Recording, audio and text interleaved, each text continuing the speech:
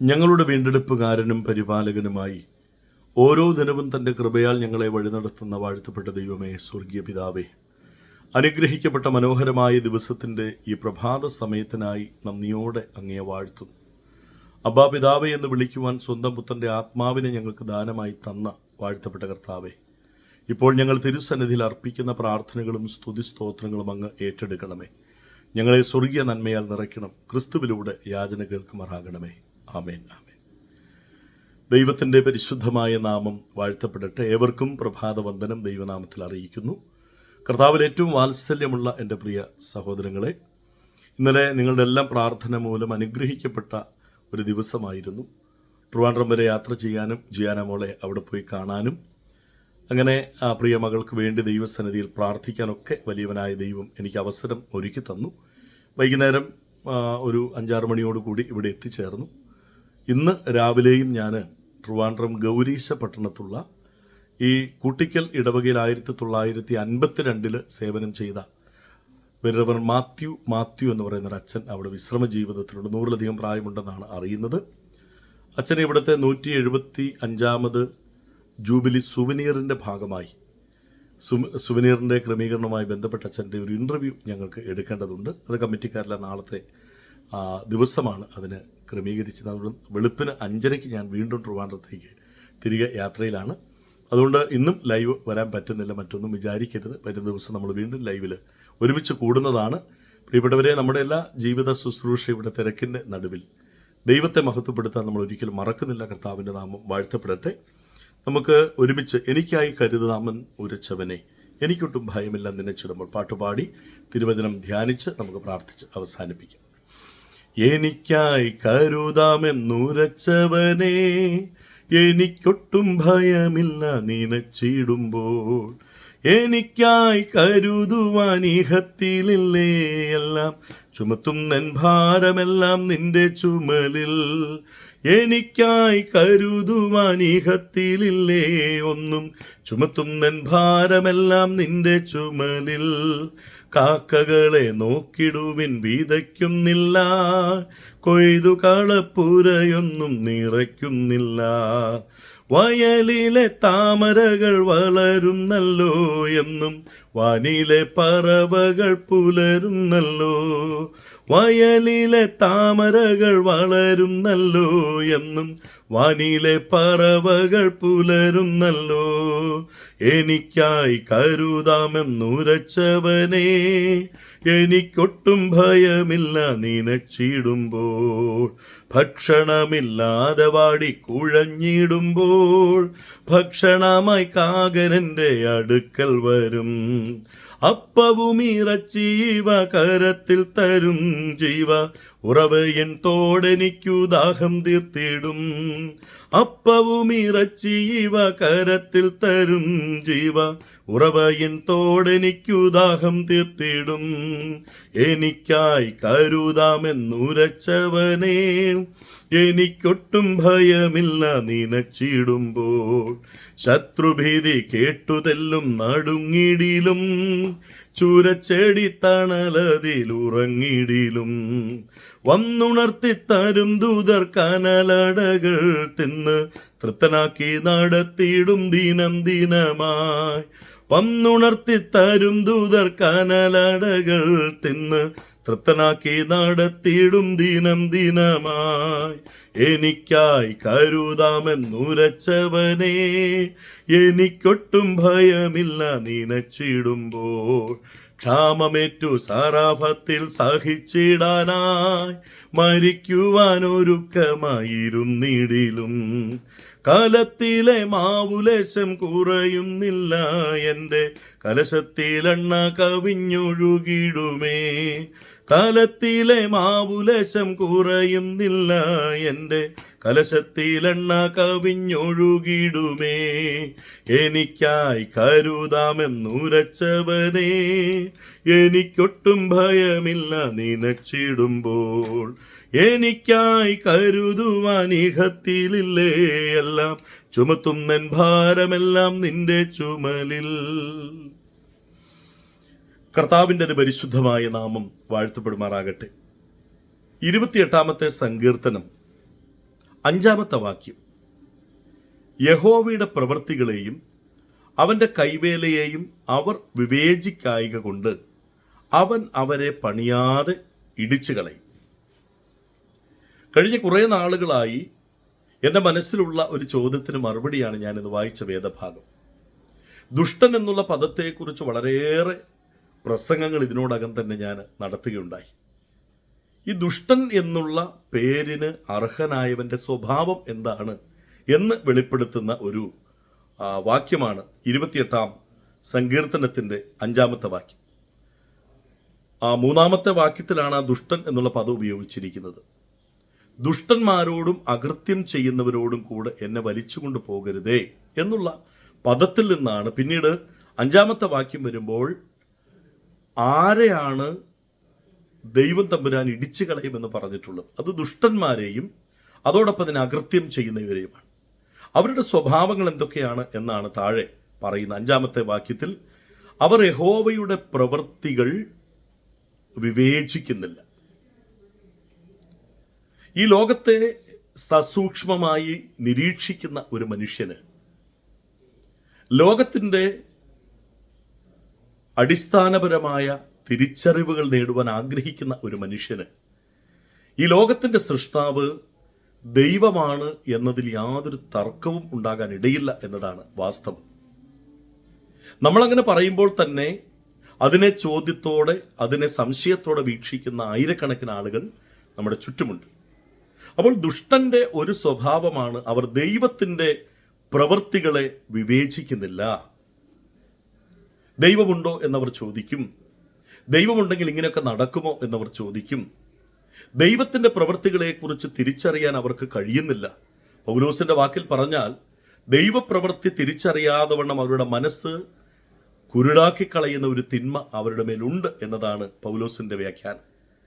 അതുകൊണ്ട് ഈ വാക്യം പറയുന്നു, ദൈവത്തിൻ്റെ പ്രവൃത്തികളെ തിരിച്ചറിയാൻ കഴിയാത്ത, വിവേചിക്കാൻ കഴിയാത്ത മനസ്സാണ് ദുഷ്ടന്റെ സ്വഭാവത്തിൽ ഒന്നാമതായിട്ട് ഈ വാക്യം പഠിപ്പിക്കുന്നത്. പ്രിയരെ, ആകാശവിധാനങ്ങളെ നോക്കുമ്പോൾ ദൈവത്തിൻ്റെ കൈവേലയെ നമ്മൾ മഹത്വപ്പെടുത്താതിരിക്കാൻ പറ്റുമോ? ഒരു പുല്ലിനെ നോക്കുമ്പോൾ, ഒരു പൂവിനെ നോക്കുമ്പോൾ, ഒരു എറുമ്പിനെ കാണുമ്പോൾ, ഒരു പക്ഷിയെ കാണുമ്പോൾ, ഏതെങ്കിലും ഒരു മൃഗത്തെ കാണുമ്പോൾ, എന്തിന് നമ്മുടെ രൂപം തന്നെ കണ്ണാടിയിൽ കാണുമ്പോൾ, മന്ദമാരുതനെ കാണുമ്പോൾ, വെള്ളത്തെ കാണുമ്പോൾ, കണ്ണുകൊണ്ട് ഈ പ്രകൃതിയിൽ കാണുന്ന സകലതയും കാണുമ്പോൾ എങ്ങനെയാണ് ദൈവത്തിൻ്റെ പ്രവർത്തനങ്ങളെ തിരിച്ചറിയാതിരിക്കാനായി, വിവേചിക്കാതിരിക്കാനായി നമുക്ക് പറ്റുക? അതുകൊണ്ടാണ് നമ്മൾ പറയുന്ന സകല സൃഷ്ടികളുടെയും ആധാരമായിരിക്കുന്നവൻ ഞാൻ വിളിക്കുന്ന എൻ്റെ ദൈവമാണ്. ദൈവം അറിയാതെ ഒരു ഉറുമ്പ് പോലും ജനിച്ചിട്ടില്ല, ഒരു പുൽക്കൊടി പോലും ഉണ്ടാകുന്നില്ല. ദൈവത്തിൻ്റെ അറിവ്, ദൈവത്തിൻ്റെ സൃഷ്ടിയുടെ വൈഭവമാണ് ഇതെല്ലാം എന്ന് പറയുന്നതിൽ ദൈവഭക്തരായ മനുഷ്യർക്ക് യാതൊരു സങ്കോചവുമില്ല. എന്നാൽ ദുഷ്ടൻ അങ്ങനെയല്ല. അവൻ പറയുന്ന ദൈവത്തിൻ്റെ പ്രവൃത്തികളെ അവൻ തുച്ഛീകരിക്കുന്നു. അവർ തിരിച്ചറിയുന്നില്ല, വിവേചിക്കുന്നില്ല. ഇത് ദൈവത്തിൻ്റെ പ്രവൃത്തിയാണ്, ഇന്നതുപോലെ ദൈവം പ്രവർത്തിക്കുന്നു. അവിടുത്തെ പ്രവർത്തനം, ചരിത്രത്തിലൂടെയുള്ള അവിടുത്തെ പ്രവർത്തനം, അവിടുത്തെ സൃഷ്ടിപ്പ്, അവിടുത്തെ വീണ്ടെടുപ്പ്, അവിടുത്തെ നടത്തിപ്പ്, ഇതൊക്കെ ചരിത്രത്തിൽ ഇടപെടുന്ന ദൈവത്തെക്കുറിച്ച് ഒട്ടും അറിവില്ലാത്തവനാണ് ദുഷ്ടൻ. അവൻ ചോദിക്കുമോ, എവിടാ ദൈവം? ദൈവം ഉണ്ടെങ്കിൽ ഇങ്ങനെ നടക്കൂ അല്ലേ? പക്ഷെ നമുക്കതറിയാം, ദൈവമുണ്ട്. അവൻ്റെ പ്രവൃത്തി, അവൻ്റെ കൈവേല, അവൻ്റെ ഇടപെടിയിൽ ചരിത്രത്തിൽ അനുദിനം സംഭവിച്ചുകൊണ്ടേയിരിക്കുന്നു. നമുക്കത് തിരിച്ചറിയാൻ കഴിയുന്നില്ല. എൻ്റെ ജീവിതത്തിലും നിങ്ങളുടെ ജീവിതത്തിലും ദൈവം അനുനിമിഷം ഇടപെട്ടുകൊണ്ടിരിക്കുന്നു എന്ന് ധൈര്യമായി വിശ്വസിച്ച് പറയാം. പ്രിയരെ, ലോകത്തോട് നമുക്ക് പറയാം, ദൈവം അടങ്ങിയിരിക്കുന്നില്ല. അവനെ അടക്കി വയ്ക്കാൻ ആരെക്കൊണ്ടും പറ്റില്ല. അവൻ്റെ കണ്ണടയ്ക്കാൻ പറ്റില്ല, കാത് അടയ്ക്കാൻ പറ്റില്ല. അവൻ എപ്പോഴും നമ്മെ നോക്കിക്കൊണ്ടിരിക്കുന്നു. അവൻ്റെ പ്രവൃത്തി എപ്പോഴും വെളിപ്പെട്ടുകൊണ്ടേയിരിക്കുന്നു. അത് ദൈവഭക്തൻ്റെ വാക്കാണ് ഞാൻ പറഞ്ഞത്. എന്നാൽ അടുത്തത് പറയുന്നത്, ദൈവത്തിൻ്റെ പ്രവൃത്തികളെ അവൻ വിവേചിക്കുന്നില്ല. 2, അവിടുത്തെ കൈവേലയെ അവൻ വിവേചിക്കുന്നില്ല. കൈവേല എന്ന് പറഞ്ഞാൽ തികച്ചും വ്യക്തമായി പറഞ്ഞാൽ മനുഷ്യനെ വിവേചിക്കുന്നില്ല. ദൈവത്തിൻ്റെ കൈവേല എന്താണ്? ബാക്കിയുള്ള സൃഷ്ടികളെല്ലാം മാവുകൊണ്ട് ഉണ്ടാക്കിയതാണ്. ഉണ്ടാവട്ടെ എന്ന് പറഞ്ഞു, ഉണ്ടായി. പക്ഷെ കൈവേല എന്ന് പറയുന്നത് വളരെ വ്യക്തമാണ്. ഉൽപ്പത്തി പുസ്തകത്തിൽ പറയുന്നു, മനുഷ്യ, നീ ദൈവത്തിൻ്റെ കൈവേലയാണ്. ആ ഒരു അർത്ഥത്തിൽ പറയുമ്പോൾ 2 വിധത്തിലുള്ള അറിവാണ് മനുഷ്യൻ നഷ്ടപ്പെടുന്നത്. ഒന്ന്, നമ്മൾ ഓരോരുത്തരും സ്വയം തിരിച്ചറിയണം, ഞാൻ ദൈവത്തിൻ്റെ കൈവേലയാണ്. ദൈവത്തിൻ്റെ സൃഷ്ടിയാണ് ഞാൻ. ആത്യന്തികമായി എൻ്റെ അപ്പനും അമ്മയും എന്നെ ജനിപ്പിച്ചു എന്ന് ഞാൻ പറയുമ്പോൾ തന്നെ എനിക്ക് ജന്മം തന്ന എൻ്റെ ഉടമസ്ഥനായ ഒരു ദൈവം എനിക്കുണ്ട്. ദൈവത്തിൻ്റെ കൈവേലയെ വിവേചിക്കുമ്പോൾ ഒന്നാമതായിട്ട് ഞാൻ എന്നെയാണ് വിവേചിക്കേണ്ടത്. എൻ്റെ ഗുണങ്ങൾ, എൻ്റെ താലന്തുകൾ, ദൈവം എനിക്ക് ഇൻപുട്ടായി തന്നിട്ടുള്ള എൻ്റെ കഴിവുകൾ, എൻ്റെ ദൈവികമായ അനുഗ്രഹങ്ങൾ എന്തൊക്കെയാണ് എന്നുള്ള ഉത്തമമായ ബോധം എൻ്റെ പ്രിയരെ എനിക്കും നിങ്ങൾക്കും വേണം. അത് തിരിച്ചറിയുന്നില്ലെങ്കിൽ നാം വിലയില്ലാത്ത ആളുകളാണെന്ന് സ്വയം പറയും. എന്നാൽ ദൈവം നമ്മിൽ നിക്ഷേപിച്ചിട്ടുള്ള കണക്ക് പറഞ്ഞു തീർക്കുവാൻ കഴിയാത്ത നന്മകളും അനുഗ്രഹങ്ങളും, അല്ലെങ്കിൽ ആ ദൈവികമാകുന്ന രൂപവും സാദൃശ്യവും നമ്മുടെ ഉള്ളിൽ എന്തൊക്കെയാണ്, അവിടുത്തെ കൃപാവരങ്ങൾ എന്തൊക്കെയാണ്, അവിടുന്ന് എനിക്കുന്ന ടാലൻറ്റുകൾ എന്ന് ഞാൻ തിരിച്ചറിയുമ്പോഴാണ് വാസ്തവത്തിൽ ഞാൻ എത്ര വിലയുള്ളവനാണ് എന്ന് ഞാൻ തിരിച്ചറിയുന്നത്. പലപ്പോഴും നമ്മൾ ഏറെ ഉള്ളവനെ നോക്കിയിട്ട് എനിക്കതില്ല എന്ന് പറയുന്ന പ്രകൃതക്കാരാണ്. എന്നാൽ നമ്മേക്കാൾ എത്രയോ ബലഹീനരായ ആളുകൾ ലോകത്തിലുണ്ടെന്നറിയാം. അവരെ നോക്കിയിട്ട് കർത്താവേ, ഇതിനൊക്കെ വ്യത്യസ്തമായി എത്ര അത്ഭുതമായി നീ എന്നെ ജനിപ്പിച്ചിരിക്കുന്നു എന്ന് പറയുവാൻ നമുക്ക് പറ്റുമോ? നമ്മുടെ കഷ്ടപ്പാടുകൾ നോക്കിക്കൊണ്ട് അതിനേക്കാൾ ഉയർന്ന അവസ്ഥയിൽ അപ്പോൾ ജീവിക്കുന്നവരെ കണ്ടിട്ട് അവരെത്ര ഭാഗ്യവാന്മാരാ എന്ന് പറയാൻ വരട്ടെ. നമ്മുടെ ജീവിതം ഭാഗ്യം കെട്ടതാണോ? അതുകൊണ്ട് ദൈവത്തിൻ്റെ കൈവേലയെ വിവേചിക്കുക എന്ന് പറഞ്ഞാൽ ഒന്ന്, ഞാൻ എന്നെ തന്നെ വിവേചിക്കണം. ഞാൻ ആരാണ്? ഞാൻ ദൈവത്തിൻ്റെ സൃഷ്ടിയല്ലേ? ദൈവത്തിൻ്റെ രൂപം എന്നിലില്ലേ? ദൈവത്തിൻ്റെ ഗുണഗണങ്ങൾ എന്നിലില്ലേ? ദൈവം എന്നിൽ എന്തൊക്കെയോ കഴിവുകളാണ് എന്നിൽ ഉള്ളടക്കി വെച്ചിട്ടുള്ളത്. എൻ്റെ ദൈവമേ, ഞാൻ എത്ര വിശേഷതയുള്ളവന്. എന്നെപ്പോലെ ഞാൻ മാത്രമേ ഉള്ളൂ. എന്നെപ്പോലെ ചിന്തിക്കുന്ന, എന്നെപ്പോലെ രൂപമുള്ള, എന്നെപ്പോലെ പെരുമാറുന്ന, എന്നെപ്പോലെ സാദൃശ്യമുള്ള പലരുമുണ്ട്. പക്ഷേ എന്നെപ്പോലെ ഞാൻ മാത്രമേ ഉള്ളൂ. ദൈവത്തിൻ്റെ അത്ര വിശിഷ്ടമായ സൃഷ്ടിയാണ് ഞാനും നിങ്ങളും. മറന്നു പോകരുത്. 2, ദൈവത്തിൻ്റെ കൈവേലയെ വിവേചിക്കുക എന്ന് പറഞ്ഞാൽ മറ്റു മനുഷ്യരെ തിരിച്ചറിയുക എന്നുള്ളതാണ്. ഞാൻ വിലയുള്ളവനാണ് എന്ന് പറയുമ്പോൾ മറ്റുള്ളവർ വിലയില്ലാത്തവരാണെന്നുള്ളതല്ല. എന്നെപ്പോലെ തന്നെ ദൈവത്തിൻ്റെ സ്വരൂപത്തിലാണ് അവരും സൃഷ്ടിക്കപ്പെട്ടത്. ജാതിയോ മതമോ വർണ്ണമോ വർഗമോ ലിംഗമോ ഇതൊന്നുമല്ല, അതിലപ്പുറമായി ദൈവത്തിൻ്റെ രൂപമുള്ളവരാണ് നമ്മുടെ ചുറ്റുമുള്ള മനുഷ്യർ. ഒരു കാലത്ത് ഇത് തിരിച്ചറിയാതെ വന്നപ്പോൾ കുറേ ആൾക്കാർ പറഞ്ഞു, നീ കുറഞ്ഞവനാണ്, നീ താഴ്ന്നവനാണ്, നീ ജാതിയിൽ ഇന്നവനാണ്, നിനക്ക് ദൈവത്തിന് മുമ്പിൽ പോകാൻ അവകാശമില്ലാത്തവനാണ്. പക്ഷെ സ്വർഗസ്ഥനായി ഞങ്ങളുടെ പിതാവേ എന്നുള്ള പ്രാർത്ഥന ചൊല്ലാൻ നാം എന്ന് പഠിച്ചോ അന്ന് മുതൽ ലോകത്തോടെല്ലാം നാം വിളിച്ചു പറയും, നമ്മളെല്ലാം ഏക പിതാവിൻ്റെ മക്കളാണ്. ഹല്ലേലൂയ. നമ്മളെല്ലാം ഒരേ അപ്പൻ്റെ മക്കളാണ്. യാതൊരു വ്യത്യാസവുമില്ല. നമ്മുടെ എല്ലാം ശരീരത്തിൽ ഓടുന്ന രക്തം ദൈവത്തിൻ്റെ ദാനമാണ്. നമ്മുടെ ഉള്ളിൽ നാം വലിച്ചെടുക്കുന്ന ഓക്സിജൻ അത് ദൈവത്തിൻ്റെ ദാനമാണ്. നാം എല്ലാവരും ഒരേ അസ്തിത്വത്തിൽ നിന്ന് ഉളവായിട്ടുള്ള ആളുകളാണ്. മറ്റുള്ളവരെ തിരിച്ചറിയുക. മറ്റുള്ളവരെ തിരിച്ചറിയുക പറയുമ്പോൾ അതിന് 2-3 കാര്യം. 1, അവരുടെ വില തിരിച്ചറിയുക. 2, അവരുടെ ജീവിതത്തിൻ്റെ വേദനകളും സങ്കടങ്ങളും പ്രയാസങ്ങളും തിരിച്ചറിയുക. ഞാൻ എന്നെ തന്നെ തിരിച്ചറിയുക, എൻ്റെ ഗുണങ്ങളും എൻ്റെ ദോഷങ്ങളും തിരിച്ചറിയുക. 2, മറ്റുള്ളവരെ തിരിച്ചറിയുമ്പോൾ 1, അവരുടെ വില. നമുക്കൊരിക്കലും ഒരാളെയും കുറച്ച് കാണാൻ പറ്റില്ല. ഒരു വിധത്തിലും ഒരാളെ എന്നേക്കാൾ കുറഞ്ഞവനാണെന്നോ എന്നേക്കാൾ ഉന്നതനാണെന്നോ പറയേണ്ടതില്ല. നാം എല്ലാവരും സമന്മാരാണ്, തുല്യരാണ്. അതുകൊണ്ട് മറ്റുള്ളവരുടെ ഗുണഗണങ്ങൾ, ദൈവം അവരിൽ നിക്ഷേപിച്ചിട്ടുള്ള അനന്തമായ സാധ്യതകൾ, എല്ലാ മനുഷ്യരും വിലയുള്ളവരാണ്. ഞാനും നിങ്ങളും ഒരുപോലെ വിലയുള്ളവരാണ്. നമ്മുടെ പരിസരത്തുള്ള എല്ലാ ജനങ്ങളും ദൈവത്തിൻ്റെ സൃഷ്ടികളാണ്, വിലയുള്ളവരാണ്. അതോടൊപ്പം തന്നെ അവരെ വിവേചിക്കുക എന്ന് പറഞ്ഞാൽ അവരുടെ സങ്കടങ്ങളും അവരുടെ വേദനകളും അവരുടെ സന്തോഷങ്ങളും അവരാകുന്ന അവസ്ഥയെയും വിവേചിച്ച് മനസ്സിലാക്കുന്ന മനസ്സാണ് ദൈവഭക്തർക്കുള്ളത്. അല്ല ഈ ദുഷ്ടന്മാർക്കും അല്ലെങ്കിൽ തിരുവചനം പറയുന്ന പോലെ അകൃത്യം ചെയ്യുന്നവർക്ക് മറ്റുള്ളവരോട് എന്തെങ്കിലും കൺസേൺ ഉണ്ടോ? അവരുടെ കൺസേൺ അല്ല, പിന്നെ എങ്ങനെ മറ്റുള്ളവരോടുള്ള കൺസേൺ ഉണ്ടാകും? അപ്പോൾ പ്രിയരെ, വളരെ ഗൗരവമാണ്. അപ്പോൾ ദുഷ്ടത എന്നിലുണ്ടോ എന്ന്, അല്ലെങ്കിൽ ഇവിടെ പറഞ്ഞതുപോലെ എന്താണ് അകൃത്യം എന്നിലുണ്ടോ എന്നുള്ള സ്വയപരിശോധനയാണ്. എനിക്ക് എന്നെ തന്നെ തിരിച്ചറിയാൻ പറ്റിയിട്ടുണ്ടോ? അല്ലേ? ദൈവത്തിൻ്റെ പ്രവൃത്തികളെ തിരിച്ചറിയാൻ എനിക്ക് പറ്റുന്നുണ്ടോ? ചരിത്രത്തിൽ എൻ്റെ ജീവിതത്തിൽ ദൈവം ഇടപെടുന്ന കാര്യങ്ങൾ എന്തൊക്കെയാണെന്ന് വല്ല തിരിച്ചറിവ് നമുക്കുണ്ടോ? അവൻ്റെ കൈവേലയെ വിവേചിച്ചറിയാൻ എനിക്ക് പറ്റിയിട്ടുണ്ടോ? എന്നെ തന്നെ ഒന്ന് മനസ്സിലാക്കാനുള്ള ഒരു ശ്രമം എൻ്റെ ഭാഗത്തു നിന്നുണ്ടായിട്ടുണ്ട്. നിങ്ങൾ ഓരോരുത്തരും അങ്ങനെ ഒന്ന് ചിന്തിച്ച്, നിങ്ങളിൽ ദൈവം വെച്ചിട്ടുള്ള അസാധാരണമായ ടാലൻറ്റുകൾ, കഴിവുകൾ എന്തൊക്കെയാണ്? ചിലപ്പോൾ അത് മണ്ണ് കുഴിച്ച് മൂടിയിട്ടുണ്ടാവാം. അല്ലെങ്കിലോ എനിക്ക് ഇത്രയല്ലേ കിട്ടിയുള്ളൂ എന്ന് പറഞ്ഞിട്ടുണ്ടാകാം. അല്ലെങ്കിൽ അതുകൊണ്ട് അധ്വാനം ചെയ്ത് ജീവിത വിജയം നേടുവാൻ ഓടുന്നുണ്ടാകാം. അല്ലേ?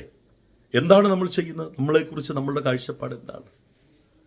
2, കൈവേലയെ വിവേചിക്കുക എന്ന് പറഞ്ഞാൽ മറ്റുള്ളവരെ വ്യക്തമായി മനസ്സിലാക്കുക. അവരും ദൈവത്തിൻ്റെ സ്വരൂപമുള്ളവരാ, എനിക്ക് തുല്യരാ, എനിക്കവരെ മാറ്റി നിർത്താൻ പറ്റില്ല. 2, അവരെ അവരുടെ സാഹചര്യങ്ങളെ അവരുടെ സന്തോഷങ്ങൾ, അവരുടെ വേദന, അവരാകുന്ന അവസ്ഥയിൽ അവരെ മനസ്സിലാക്കാനുള്ള ഒരു അന്വേഷണം നമുക്കുണ്ടാവും. ഈ രണ്ട് കാര്യങ്ങൾ നമുക്കുണ്ടെങ്കിൽ നമ്മൾ ദുഷ്ടനുമല്ല, അകൃത്യം ചെയ്യുന്നവനുമല്ല. അഥവാ അങ്ങനെ വന്നു കഴിഞ്ഞാൽ ഈസിയായിട്ട് പോകാൻ വരട്ടെ. ദൈവം പറയുന്നത് എന്താ? അവനവരെ പണിയാതെ ഇടിച്ചു കളയും. ദാവീദിന്റെ സങ്കീർത്തനം. മറ്റുള്ളവനോട് അവരെ മനസ്സിലാക്കാതെ പെരുമാറി അവരെ വേദനിപ്പിച്ച് അവരെ പ്രയാസപ്പെടുത്തിയിട്ട് രക്ഷപ്പെടാമെന്ന് ആരും വിചാരിക്കേണ്ട. പിടിക്കപ്പെടും ദൈവത്താൽ. ഞാൻ മൂലം ഇനി ഒരുവൻ ഇടർച്ച വന്നാൽ, ഞാൻ മൂലം ഒരുവൻ ദൈവത്തിൽ നിന്ന് അകന്നുപോയാൽ രക്ഷപ്പെട്ടു എന്നെൻ്റെ പ്രിയരെ ഒരിക്കലും പറയട്ടെ. എന്നെ കേൾക്കുന്ന എത്ര പേരാണെന്ന് എനിക്കറിയില്ല. നിങ്ങളാരും രക്ഷപ്പെട്ടു, അവനങ്ങനെ വേദനിപ്പിച്ചാൽ എനിക്കെന്താ, അല്ലേ? അവനെ ഞാൻ ഇനിയും അവനിട്ട് ഞാൻ അങ്ങനെ ഇങ്ങനെ ചെയ്യും. വരട്ടെ. തമ്പുരാൻ്റെ വചനം എന്താ പറയുന്നത്? ദൈവം അവരെ പണിയാതെ ഇടിച്ചു കളയും. നീ കെട്ടിപ്പൊക്കാൻ ആഗ്രഹിക്കുന്നതെല്ലാം ദൈവം ഇടിച്ചു കളയും. നിന്റെ പ്ലാനും പദ്ധതികളെല്ലാം ദൈവം തകർത്ത് കളയും. നീ ദുഷ്ടനാണെങ്കിൽ, അതോടൊപ്പം തന്നെ അകൃത്യം നിരൂപിക്കുന്നവനാണെങ്കിൽ, നീ എന്തൊക്കെ ഉണ്ടാക്കാൻ ശ്രമിച്ചാലും അത് ബാബേൽ ഗോപുരത്തിന് തുല്യമായി തീരും. അത് കലക്കത്തിൻ്റെ ഇടമായി തീരും. കേൾക്കുമ്പോൾ പേടി വരുന്നുണ്ടല്ലേ? എനിക്ക് പേടിയാ.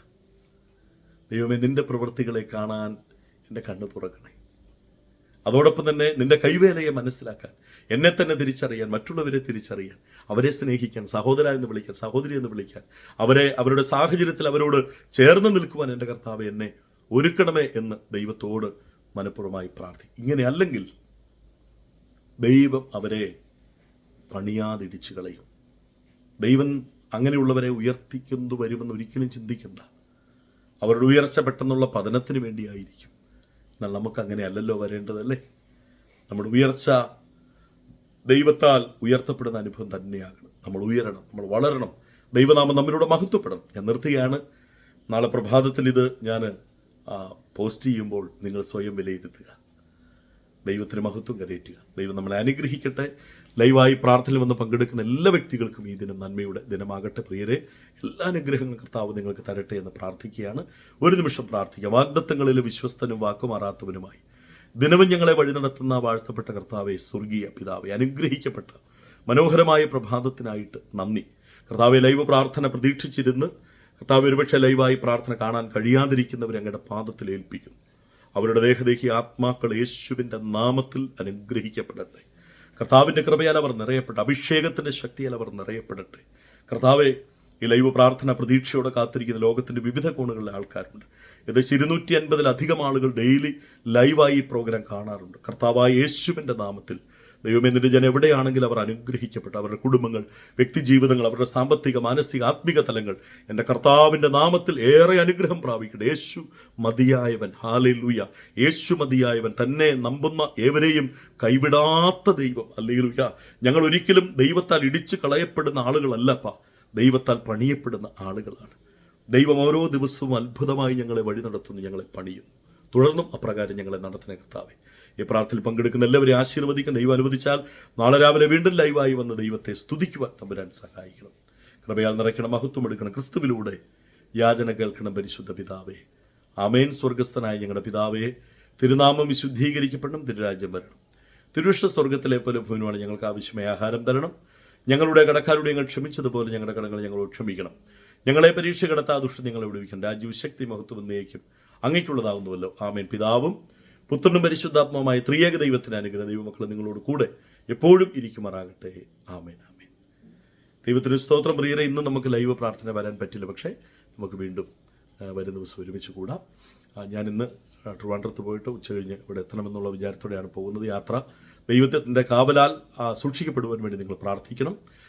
അതിനുശേഷം വെള്ളിയാഴ്ച ദിവസം എനിക്ക് മുണ്ടിയപ്പള്ളി CSA പള്ളിയുടെ ഒരു ഫാസ്റ്റിംഗ് പ്രയറിൽ പങ്കെടുക്കേണ്ടതുണ്ട്. ശനിയാഴ്ച നമ്മുടെ പള്ളിയിൽ ഉപവാസമാണ്. അങ്ങനെ ഒത്തിരി കാര്യങ്ങൾ ചെയ്യാനായിട്ടുണ്ട്. നിങ്ങളുടെ നിരന്തരമായ പ്രാർത്ഥന ഓർക്കുന്നുണ്ടല്ലോ. എപ്പോഴും നിങ്ങളുടെ പ്രാർത്ഥന ആവശ്യപ്പെട്ടുകൊണ്ട് സഹോദരങ്ങളെ നിർത്തുന്നു. നാളെ രാവിലെ ഒരുമിച്ച് കൂടാൻ. God bless you. See you. Bye. Thank U.